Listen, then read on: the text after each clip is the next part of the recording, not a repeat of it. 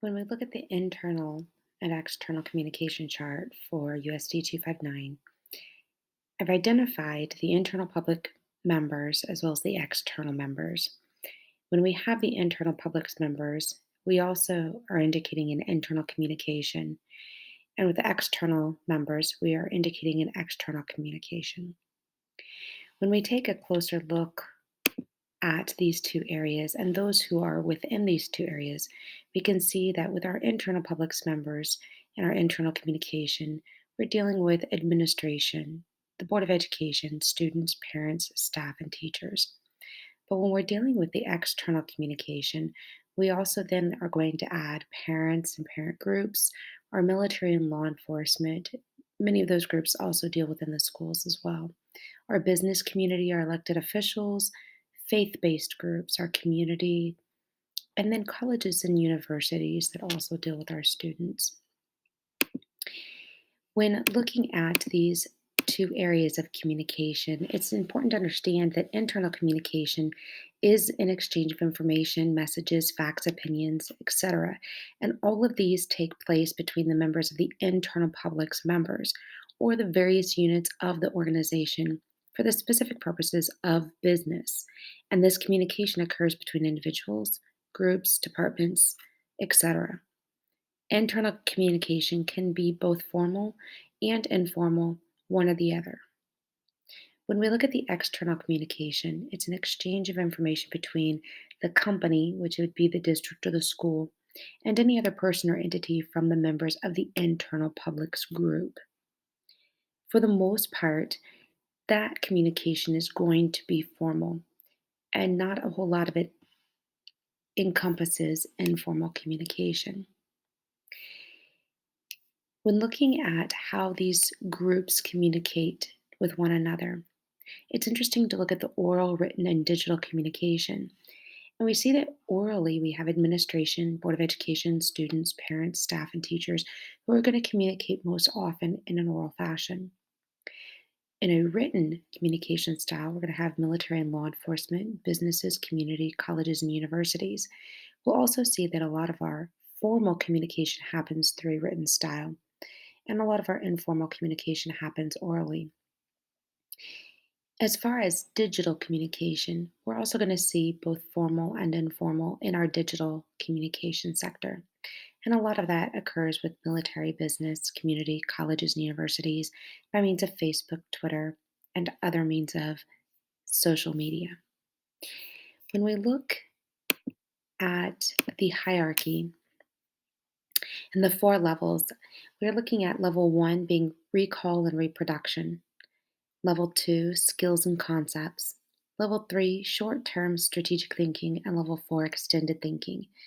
The really cool part about all of this is that we see that not only are these levels for communications within our businesses, our schools, and the people within those areas, but this is also going to be a hierarchy for our students as well.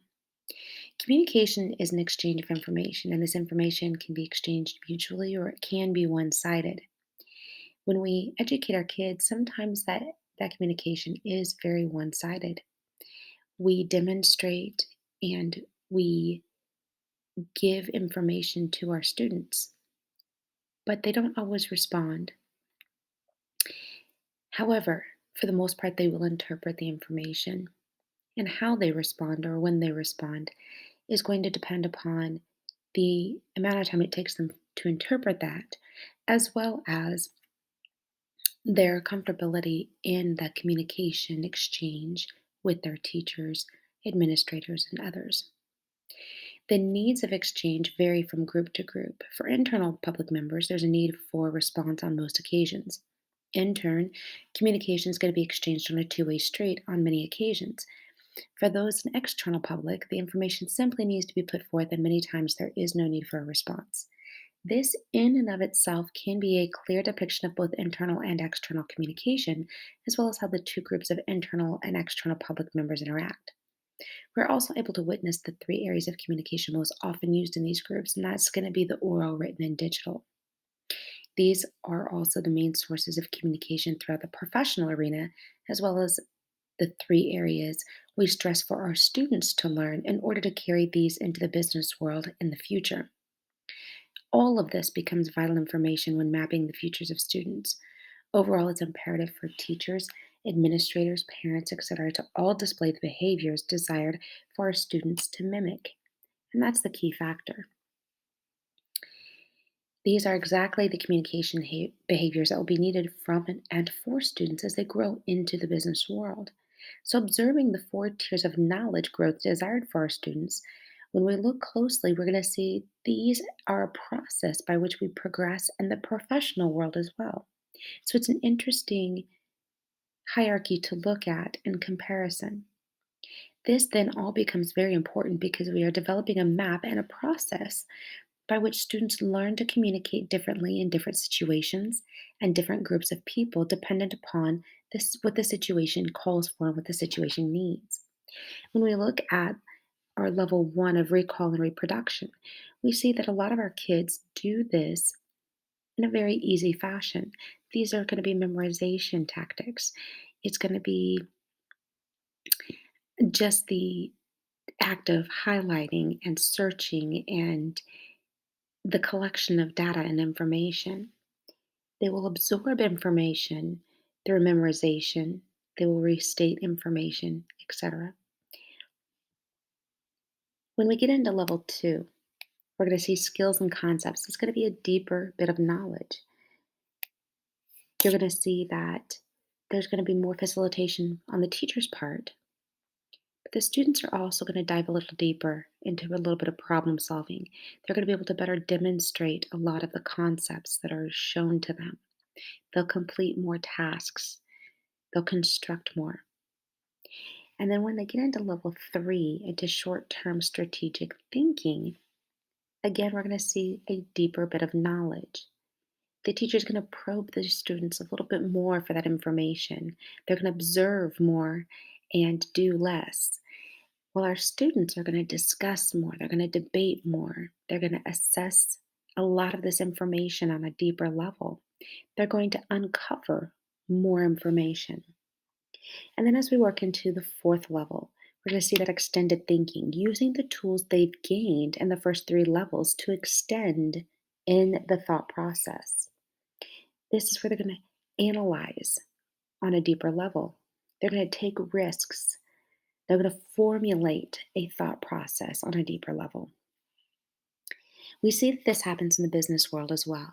When we begin in the business world, we're on a recall and a reproduction level where we are absorbing the information from whatever company or group by which we work. And then we go into a skills and concepts assessment where we are better at what we're supposed to be doing, but we still haven't been able to be let go on our own yet. When we get into levels 3 and 4, this is where we're going to start to get into a more management style of business. And we're going to be thinking on our own and extending what we've already learned on the very basic levels of business. These are very important tactics, hierarchy of thinking, and communication styles, not only to teach our kids, but these are also things that we need to be demonstrating for them to see on a day to day basis as well.